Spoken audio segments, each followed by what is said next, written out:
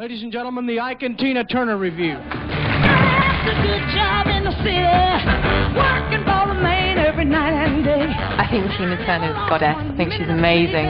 Worried about the way things might have been. She's like a soldier. Keep on turning, wild berry, keep on burning, burning, rolling, rolling, rolling on the river. Everything that she's been through is definitely something that she puts into her music. Tina Turner's famously troubled relationship with heartbreaker husband Ike has defined her whole career. They were the hottest R&B act of the 60s, but the missus always stole the show. She looked at you, she snarled, she kicked her legs, she threw the hair, her nails were always painted, her lips, you know, she was an animal. I think you might like to hear something from us. Nice. And, easy. Ike and Tina Turner had one of the most healthiest sex lives that I've ever seen. We never, ever do nothing nice and easy. She tended to like to let everybody know that she was getting it. We always do it nice, rough. She didn't care. She'd wake up the whole hotel. But in the mid-60s, Ike fell in love with someone called Charlie. Tina's relationship with her drug hoover husband would never be the same again. Tina would be tired and she'd be in bed and she'd be asleep. I'd be at the studio all night, come home, and it'd be Randy and ready to go. And Tina would be like, Ike, no, da-da-da. And then he would be like, you don't tell me no. And then he would just take it. Ike had become an obsessive control freak, and everyone was beginning to notice. And I'm trying to think, when did she get out of her bra? We never planned that. No, look. For stage. Like, in other words, you're saying now that you planned sex for the show and we never planned it. No, I'm not saying that. The black dress, remember? No, but you came out of that bra before then. Right? Well, okay, next question. Ike had a street mentality. He had a pimp mentality. So I didn't give a flying fuck about his life. So do you think that he would think twice about Tina? This is a man that beat her, threw coffee on her, beat her in front of the children, beat her in front of strangers. Any other woman would have crumbled under his violence. One man has tried to totally control and rule her life, even wipe her out completely. Lord, I smell trouble ahead of me.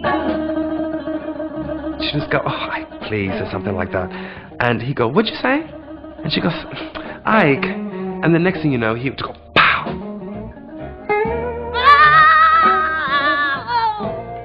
There's a lot of times she went on stage wearing shades, not because the lights were too bright. It was because she had a black eye. If Tina had stayed with Ike another year or whatever, she'd be dead.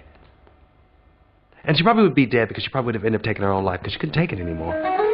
In 1976, after a particularly brutal fight, and with only 36 cents in her pocket, Tina walked out of her marriage and her career.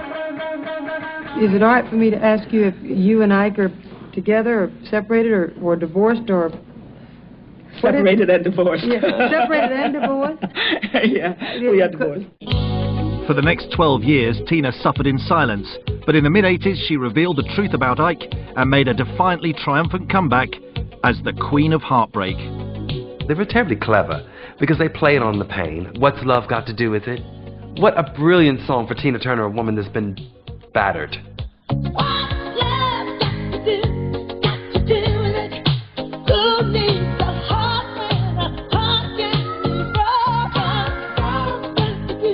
Got madder and bigger, and she was a rock and roll sex bomb.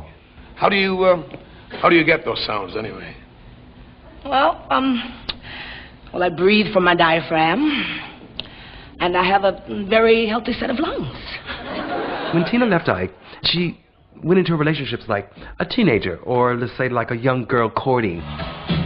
Enter the Thin White Duke, one of the first to sample the delights of Tina's newfound freedom. David Bowie always had this fascination with Tina Turner. He came back to her suite and kind of snuck in, and Tina was like, yes, everyone's gone, and he's like, no, I want you now. And finally he does. He gets Tina, and he, nails her.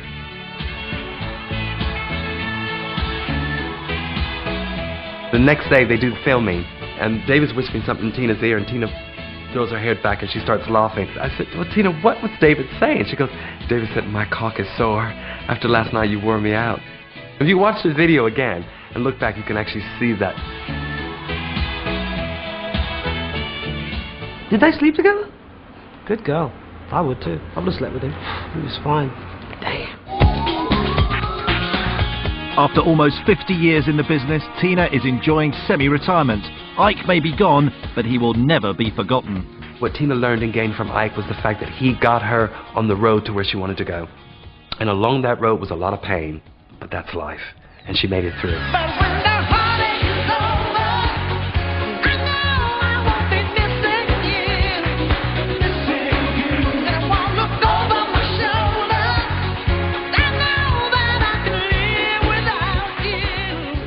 Poor lady, but who's got, you know, the biggest smile on her face now and who got the best revenge. I love it.